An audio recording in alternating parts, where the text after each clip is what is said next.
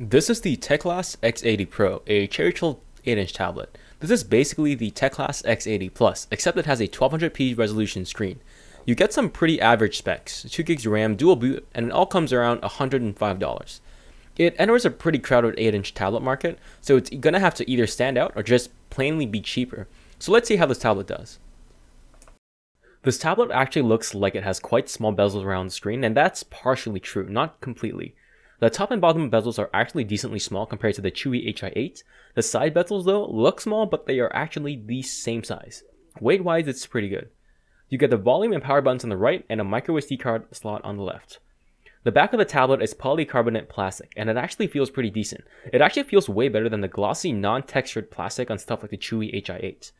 One more thing I like about this tablet is that it's really sturdy. It doesn't feel like it's going to bend or snap on you anytime.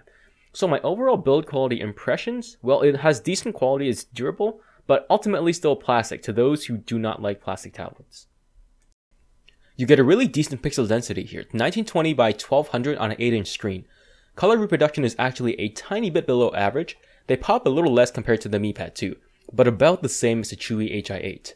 Max brightness though is not that great. It's about 200 nits, which is difficult to use in sunlight. Minimum brightness is also pretty dim, but you can get an app for that.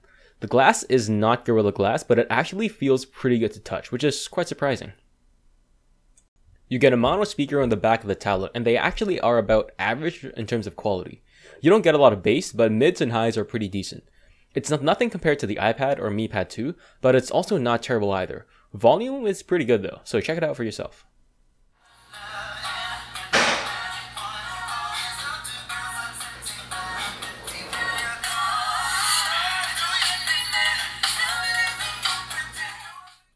There's a tiny 3800 mAh battery in this tablet. That's smaller than my Xiaomi Redmi 3, which has 4100 mAh. I really dislike it when companies save money by using a smaller battery, but what's done is done, and let's get down to testing. I tested battery life in both Windows and Android. First I did Android. I reloaded a web page every 10 seconds and the tablet died after 3 hours and 20 minutes. I then looped a standard definition video until the tablet died, and it lasted for 3 hours and 54 minutes. I then repeated the same test in Windows, and I got 3 hours and 50 minutes for web browsing and 4 hours and 15 minutes for video playback. The Android results are about what I expected, but the Windows results are surprisingly way better and completely serviceable. Weirdly though, in real life, I could get through a whole day on medium use. I didn't play a lot of games, but it was mostly news, browsing the web, and maybe about half an hour of YouTube. This was about 3 hours of screen on time in total and 12 hours of standby. The battery life isn't good for games though, it dies real quick.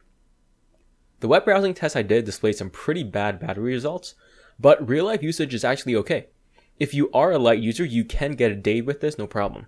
I want to say this tablet is okay for medium users as well, but I'm a little afraid because of the really bad battery tests I got. So for now, I'll say medium users beware, but heavy users definitely need a charger. The Teclast comes with Windows 10 and Android 5.1 pre-installed, and you can boot between both pretty easily. I'm going to start with Windows. Windows is relatively responsive, but there is something weird. For about 15 seconds after you turn on the tablet and boot into Windows, stuff is a little laggy. But then after that initial 15-second window, everything's fine, which is a little weird. General use though is pretty good and it's pretty zippy, but in my opinion, it's a little hard to use Windows on an 8-inch tablet, so let's move on to Android, which is way better for, well, tablets.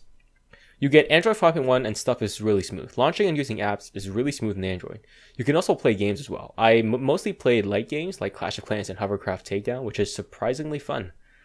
You can play intense games as well, but they lag a little bit on the 1920 by 1200. But the big problem when you want to game on this tablet is the battery. It doesn't really hold up under gaming.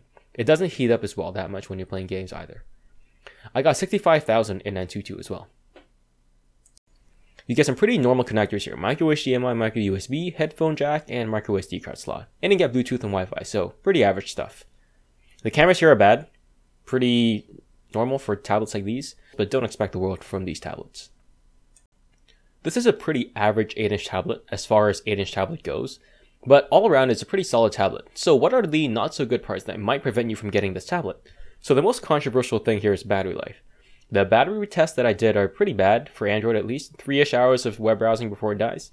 But real life battery is okay for medium users, which is surprising.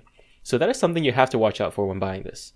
The screen is also pretty high density, but it doesn't get very bright. So you have some good and bad, and for me personally, I would still use my Mi Pad 2, but then again, the Mi Pad is like $200. Thank you for watching and have a great day. Be sure to click on any of my videos as well.